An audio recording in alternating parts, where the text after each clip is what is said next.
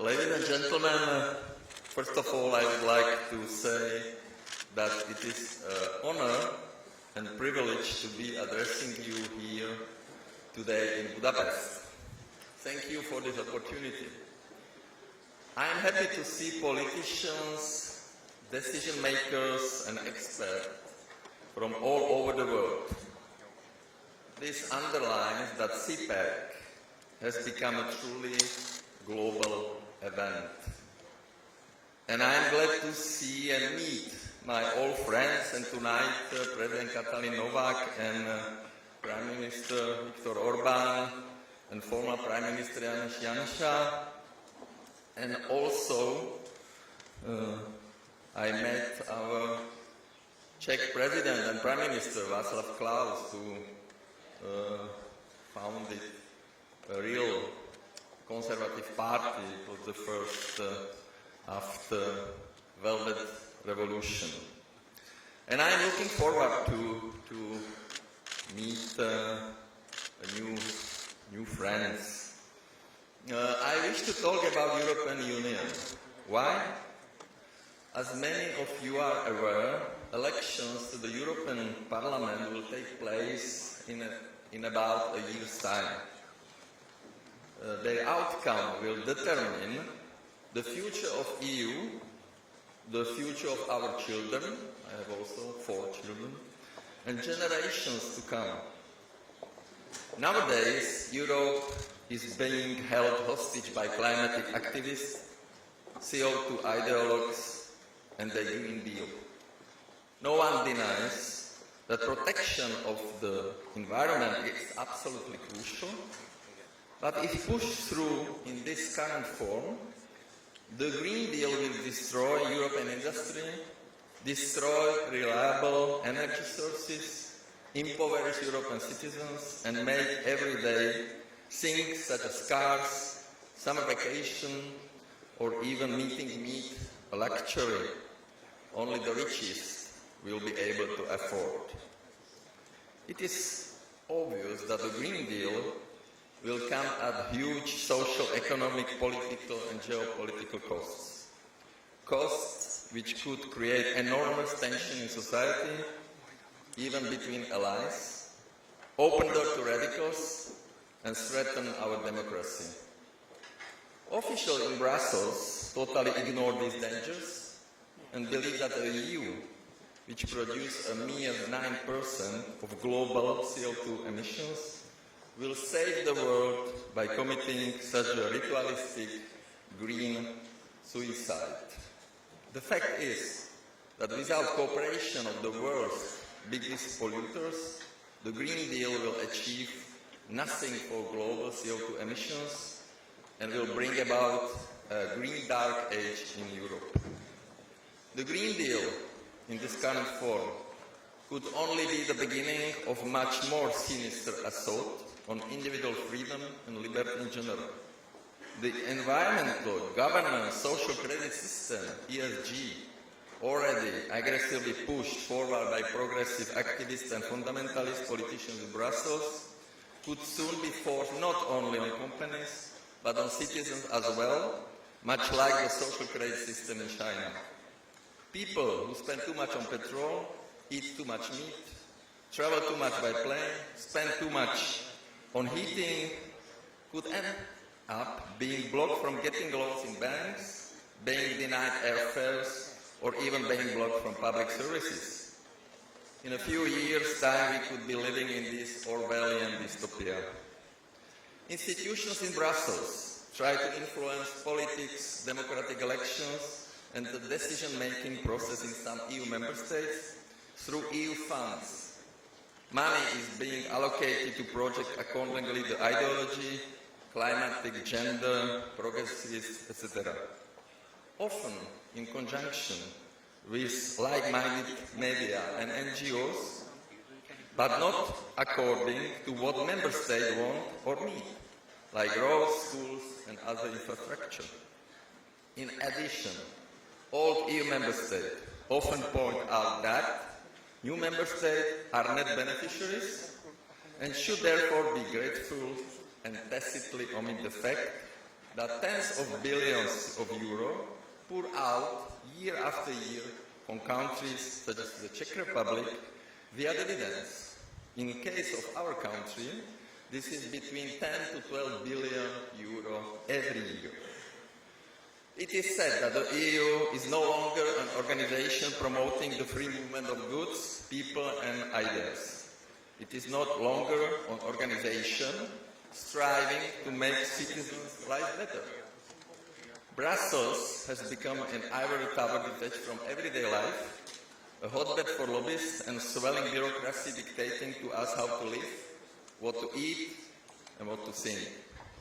National sovereignty, freedom of speech, common sense, no ideological education, conservative values, our traditions, our way of life, all of this is under attack from Brussels. This is why we must fight back. We must take back control of our lives and the life of our citizens. We must reclaim Europe. We must save the European Union for the sake of our children and the sake of generations to come. I love Europe as much as I love the Czech Republic. I live here, as does my family and my children. My company, which gives jobs to 35,000 people, is based in Prague and does business in Europe. I founded a political movement to fight corruption. I served my country 4 years as Prime Minister and before that 3.5 years as Minister of Finance. In short, my life is here, in the Czech Republic and in Europe. And I want Europe to have a future. Any rational person will tell you that the Green Deal must be redefined and a new agreement must be drafted. An agreement which will not be blinded by climate ideology, but will be based on rational targets and take into account the disposition, capacities and infrastructure of individual member states. Instead of its mad pursuit to save the world from CO2 and dreaming up more and more new plans, the EU should complete projects left unfinished. As for the single European market, there is still much work to do in the area of four freedoms, i.e. the free movement of goods, capital, services and people. The Schengen area is fragmentary. Romania and Bulgaria are still waiting to be accepted. The EU should actually invite the Western Balkans and Serbia to join the Schengen area. I always saw the EU as a Gaulish village of Asterix and Obelix, the village, the Asterix and Obelix, with well-protected border on the outside. For Europe it means sea borders and free movement of people, goods and services on the inside. In addition, Europe still has to complete key trade agreements with countries around the world, most notably the United States. The EU should also learn to pursue its own path and defend its own interests, be it in foreign policy, security or trade.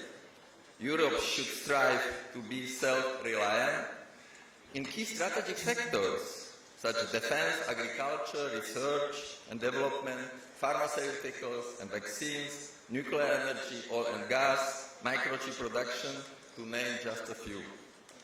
Instead of an underdeveloped backwater religiously keeping track how much methane do cows produce and forcing citizens to ride bicycles to work and eat bugs for dinner, Europe should strive to be a respected and confident economic, intellectual, technological and cultural powerhouse that systematically works toward making the lives of its citizens better. Only then can EU continue as a project which people will trust and support. Europe has the resources. Europe has the know-how. Europe has the people. Europe has the potential. The only thing it lacks are leaders. The problem with European institutions is that politicians, they are driven not making people's life better, but by their own benefits and positions. In Europe too, we need politicians who wish to pursue the national interests of their countries and at the same time want a strong and confident European Union on par with the other superpowers like the United States and China. I have always maintained that one should run the country as if one runs a family business based on vision, strategy and solidarity. In the EU, I see none of this. Everything is subject to politics, strategies are changed every election. For example, EU energy policy is totally chaotic. How else could, during the same week, Finland, after 16 years of construction, open a new nuclear capacity, whereas Germany just shut down the last of its 3 nuclear power plants the same week? Why did Austria invest so much money in a brand new nuclear power plant, but never open it because of anti-nuclear hysteria, so now buys 15% of its electricity consumption from Czech nuclear power plants? And I could go on and on. The European Council, instead of acting as a board of directors which set targets and deadlines for the European Commission to fulfill, it is the unelected bureaucrats of the European Commission who actually decide. We need to change this. This is why I believe the elections to the European Parliament in 2024 could send an important signal and to be the first step in turning the tide against the progressivist madness gripping Europe. If there is a substantial backlash against these policies in the European elections, we can start to repair the damage and to coin the phrase, "Make Europe great again." If the EU is to survive globally among other superpowers, it must remain strong and independent.